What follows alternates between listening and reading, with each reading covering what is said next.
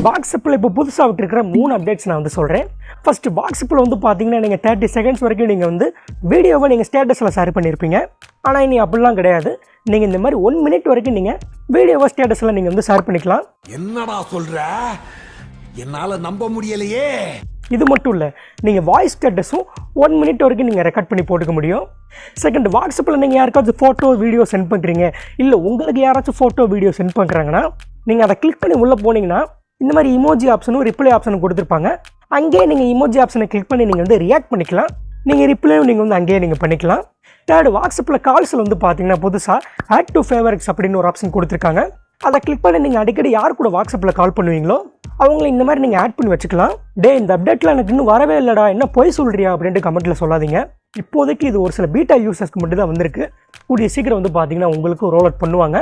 இந்த மாதிரி நிறைய வாட்ஸ்அப் அப்டேட்ஸை மிஸ் பண்ணாமல் தெரிஞ்சுக்க சேனலை சப்ஸ்கிரைப் பண்ணுங்கள்.